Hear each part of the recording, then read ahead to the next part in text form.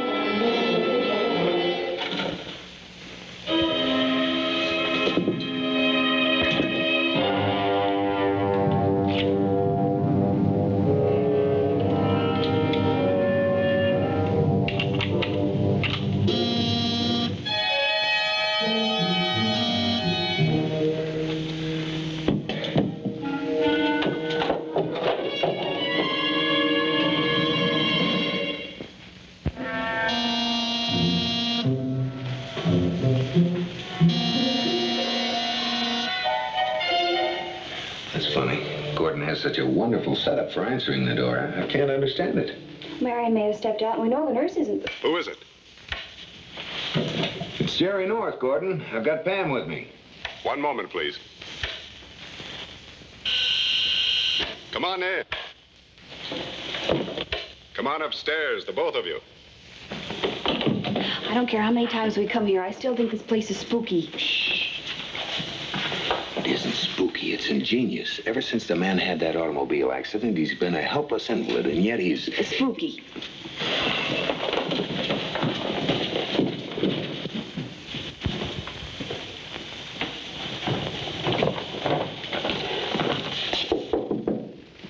Come in. Pam and Jerry, how are you? Just fine. Fine, Gordon. The point is, how are you? About the same as usual. Were you ringing along? I must have dozed off. No, but I'm sorry if we disturbed you. Where's Marion? Shopping, I guess. Oh, pull up some chairs. Sit down. Thanks. So, Pam, you're going to be my babysitter for a few days, huh? Well, until your regular nurse gets back. Still think it's an imposition. Nonsense. Jerry tagged along to talk to you about a project he has in mind, Gordon. Oh, really? What is it, Jerry? Well, No, just a minute. Marion. Oh. Marion, Yes, the Norths are up here. I'm coming up. You were saying, Jerry? that's what I wanted to talk to you about. Partially, at any rate. Well, my intercom set? Your entire system of living. Hello, Pam. Jerry. Sorry I'm late. Hello, Marion. Everything all right, darling? Well, I don't know. I think Jerry's trying to sell me something. On the contrary, I want to buy something from you. But what? Your life. My life. You can have it for a counterfeit quarter, what there is of it. No, you don't understand. I think your life, well, that is the story of your life, during the past year and a half is, well, it's worth far more than a counterfeit quarter. Jerry thinks it would make a fine magazine article, possibly even a small book. I know a writer who could do a terrific job on it. The struggle that Gordon put up before he regained the use of his right arm again would make one chapter by itself. Of course it would. And someday you're going to get out of this bed and walk again. I doubt it. Doctor doesn't seem to think so. Well, I've got to be getting on over to my office, Gordon. You think it over. We'll talk about it again. All right, Jerry. I'm overdue at the agency now. Just a minute, Mary. I'll see you to the door, Jerry. I'll see you. Well, what is it? I'm in a hurry. Why? Heavy date with Barry Weston? Certainly couldn't be worked. You're disgusting. Yes. Like a corpse that persists in remaining above ground. I know how well you'd like to be rid of me. Shall I tell you something amusing? You almost got your wish this morning. What are you talking about? I was in a mood. Black, depressing mood. I was thinking of committing suicide. Do you know what stopped me? I thought of you, beloved. And I realized that no matter what arrangements I might make in my will, the courts would still uphold your widow's rights. You'd get a big slice of my estate. And that, alive or dead, I just couldn't bear. You maniac. If you think that... Not so loud, darling. Remember, we have company. And we here at the agency feel that the format suggested for your television show by Mr. Lane personally is, come in. I was wondering if you'd have a moment to look at these before you left, Mrs. Lane. All right. That'll be all, Ellen. I'll finish that tomorrow.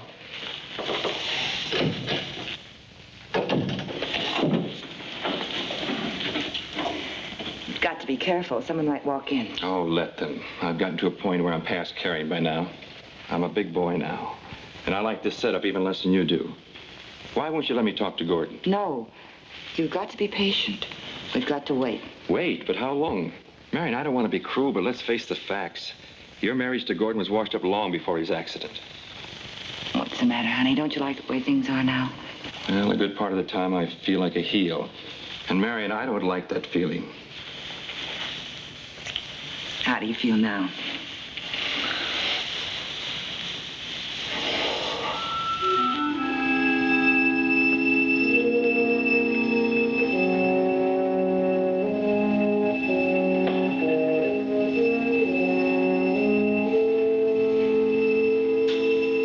Still alive.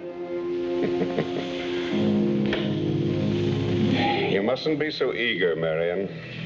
I'll go prepare dinner. It's about time. You're late. Yes. I had to put in a little overtime. Of course. How is Barry these days? Good? Never better. Why? Morbid curiosity, I guess. Tell me, Marion, how does he square this activity with his otherwise noble nature? He suffers. Type of thing you couldn't understand. Any more questions? No, I don't think so. The senator called for a full investigation. Quote, let the chips fall where they may, unquote. Well, here's a story about the new Paris fashion. Shall I read that to you? Oh, no, thanks, ma'am. Oh, can I get you some more? Would you mind? Marion keeps quarts of the stuff in the refrigerator. Fruit juice coming up. Pam, Yes? isn't one of the pistols missing from that wall? I can't see too well from over here. Well, I wouldn't know. Are there supposed to be two? Yes. That's odd. I'll ask Marion about it. She may have taken it down for some reason.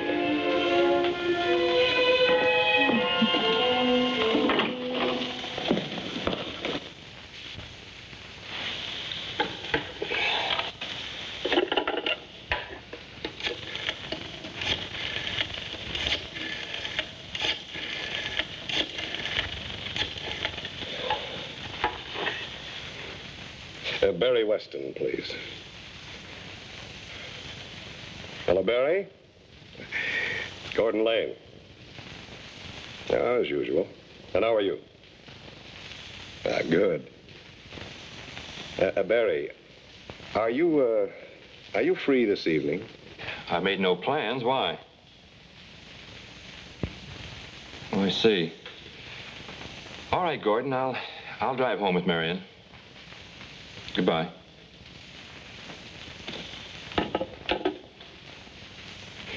There's no reason to keep your dinner guest waiting, Pam. Especially when he's a cop. Why don't you just take off? Oh, I don't know. No, it's all right. Anyway, young lady, you're fired. Well, if I'd known this wasn't going to be a steady work. Oh, wait. Marion, just keep it. Come on up, dear. And bring Barry with you. I'm going to give you the finest of references, Pam. Oh, you've really been wonderful.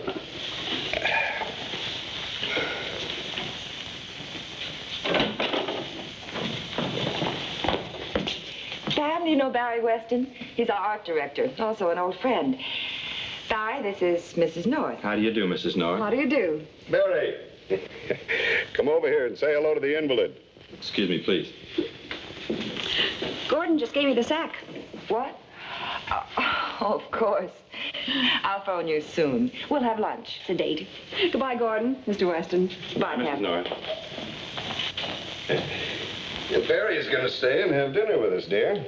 Isn't that nice? Well, if I won't be too much trouble. Oh, nonsense. No trouble at all. Is it, Marion? No, I'll go down and get things started. May I help? Stay here and keep me company. Too many cooks, you know.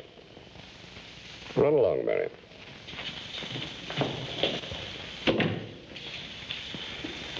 Well, you're looking much better, Gordon. You're a liar. Oh, I look like a refugee from a horror picture. Oh, I mean it. Why, the last time I saw you, I was flat on my back, and I still am. Yeah, but enough of that. Tell me, how's the gay young bachelor doing these days? Well, I've been working pretty hard lately. I haven't had much time for playing around, you know. You wouldn't try to kid your old boss, would you? No, I mean it, really. You know, Barry, you ought to find some nice girl and get married, settle down. Be the best thing in the world for you. I've been thinking about it. Oh, you've got to quit thinking about it or you never will get married. I'll tell you what. You get yourself a wife, and I'll give you a nice, big, fat increase in salary as a wedding present. How's that? Well, that's very kind of you, Gordon. I'm glad to do it.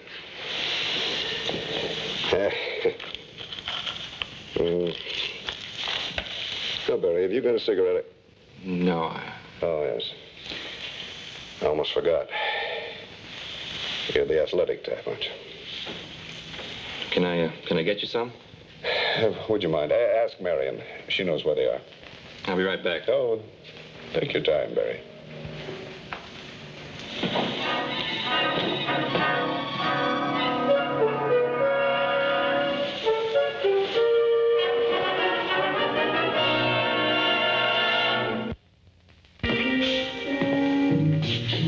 You want some cigarettes?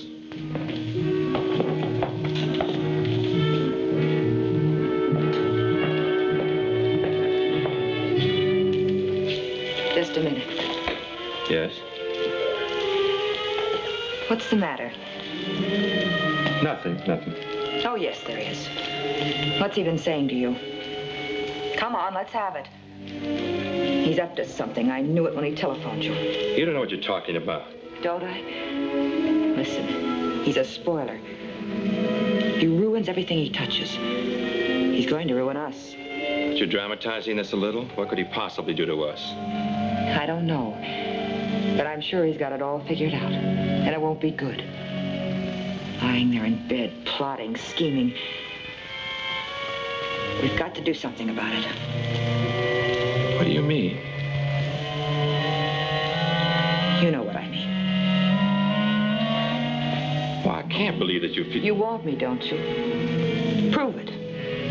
Hey, what's keeping you? What is it? Send Barry up. I want my cigarettes. He's on his way.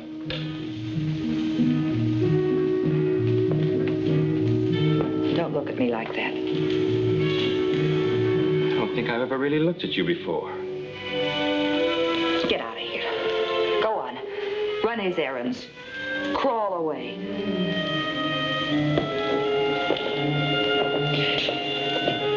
If you tell him...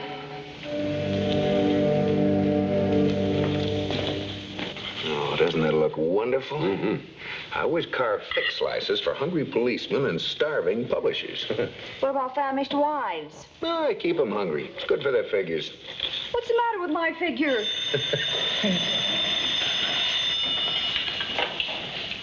North residence, Cinderella speaking. Yes, he's here. It's for you, Bill. They didn't sound very playful. Thank you. Wagon speaking. When? Oh, I see. What was that address again? Uh-huh. 143, no. Apartment 12J. Right. I'm on my way. You can have my share, Pam. Duty calls. What did you say that address was? 143 Donald Street, apartment 12J. Say, that's right in your neighborhood. A homicide? Well, they wouldn't call me about a traffic violation. Why? Well, who was the... I mean, what was the name of... Of the corpse? A fellow by the name of Weston. Barry Weston? Yes, Barry Weston. Yes, I knew one of the guns was missing, Lieutenant. Pam North didn't take it. Obviously, I couldn't have. I see. That leaves your wife. Have you any idea of her motive? I can't say. Oh, come on, Mr. Lane. That gun was used to murder a man. His body's still lying at the foot of those stairs. Please, Lieutenant. I loved Marion. I still love her. You called the police and said your life was in danger. What did you mean by that? I was excited and frightened. Why? Well, I heard the shots. And you thought you were going to be next, huh? Yes. Barry had just left here. He'd gone to get something for me. He never came back. She must have been outside, listening. Listening to what? He was trying to warn me. I wouldn't believe him. He said she was going to kill me. He said that she'd ask him to help her. We argued. I called him a liar. Poor Barry. It's my fault. It's all my fault. Now, take it easy, Mr. Lane. You're going to be all right.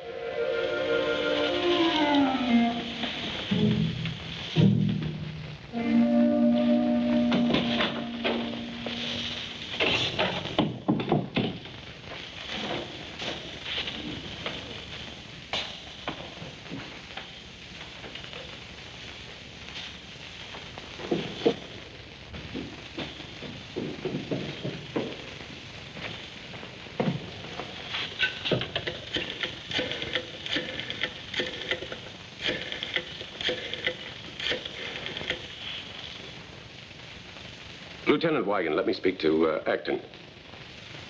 Oh, Ralph? Bill, did you get a report on those prints? Yeah, the ones on the gun. I see. Okay, thanks. You better give me a blow-up of them. Right. I'm taking you in for further questioning, Mrs. Lane. Why? I told you how it must have happened. Gordon killed him. How, Mrs. Lane? You also told me that your husband is unable to get out of bed, and the doctor verified this. I don't know how he did it. I just know that somehow, some way, he killed him. According to our fingerprint experts, your prints were on that gun. Can you explain that? Well, I must have picked it up. I heard the shots, and I rushed in here from the kitchen. When I saw Barry lying there, I don't remember what I did. You better come along with me, Mrs. Lane. Call the morgue, boys. Bill, you can't leave Mr. Lane here alone. Yeah. Of course, I can make arrangements for a department nurse. Well, his regular nurse will be back from out of town this evening. Jerry can go pick her up while I stand by. Well, that's very nice of you, Pam, but well, I don't mind. Miss Halsey's coming in on the 11:30 from Pittsburgh. Yes, that's right, the 11:30. Go ahead, Bill. It'll be okay. Would you like me to phone your lawyer for you? We'll both be down as soon as Miss Halsey gets here, Marion. Come along, Mrs. Lane.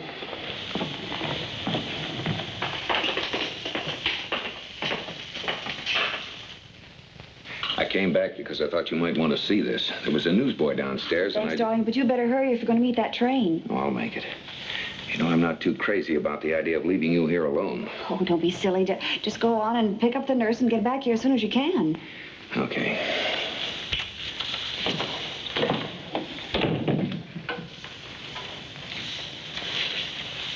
Pam, are you down there? Pam? Yes, Gordon, what is it? What's happening? What's going on? Did someone just come in? Just a minute, Gordon. I'm coming up.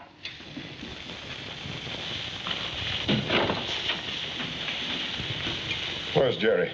Jerry just left to pick up Miss Halsey. There's no one here. He brought me this. There's a story in it about the murder. Well, what does it say? Oh, I just glanced at it. It's nothing really. Read it to me, Pam, please. Gordon, it's just a collection of wild guesses. It was obviously dashed off in a hurry by a reporter who wanted to cook up a juicy... Oh, my goodness. Oh, what is it? I just remembered I left a pot of coffee perking in the kitchen. I'll be right back.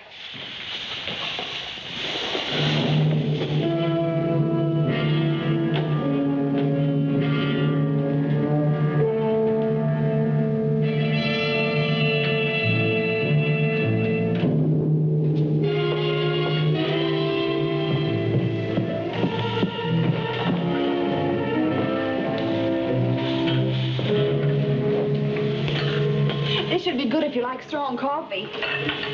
Jerry always says that...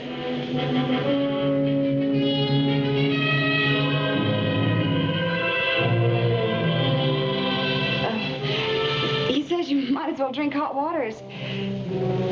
Excuse me, there's something I have to do.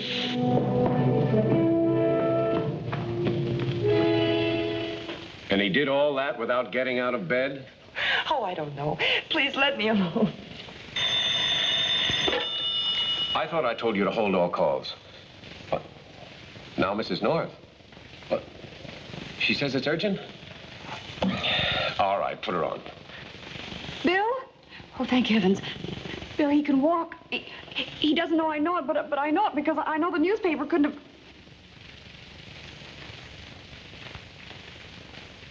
Bill, no, wait a minute. The newspaper was...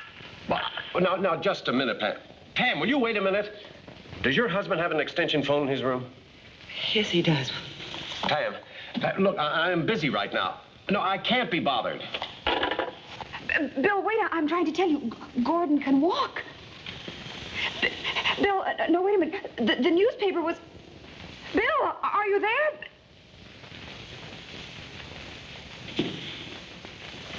You'll never make it.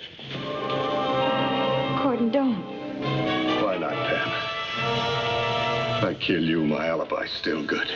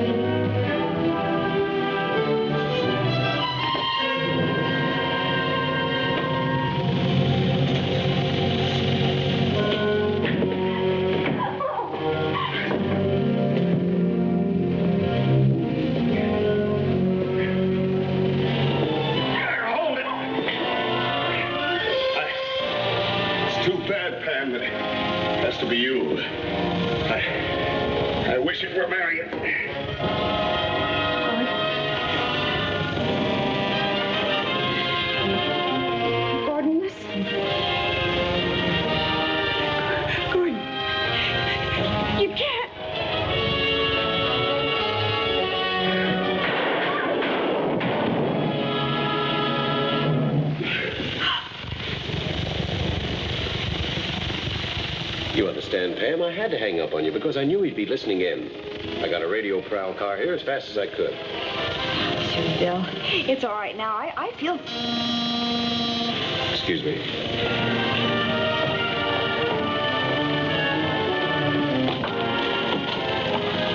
Hi. What happened? Well, tried to phone you a while back, but there was no answer. Who hit you? Miss Halsey. That is, I thought it was Miss Halsey. She's Gordon Lane's nurse. Only this woman turned out to be a lady riveter from Altoona, and she thought I was a masher. Oh, I think her handbag must have been full of samples of her work.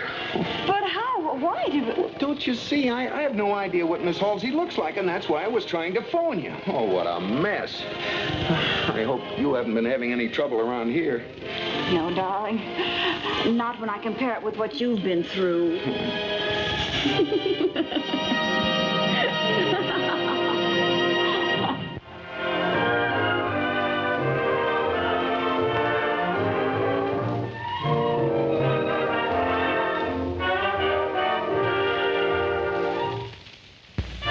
Mr. and Mrs. North is directed by Lou Landers. Produced by John W. Loveton. A John W. Loveton production. Starring Barbara Britton and Richard Denning. Featuring Francis DeSales.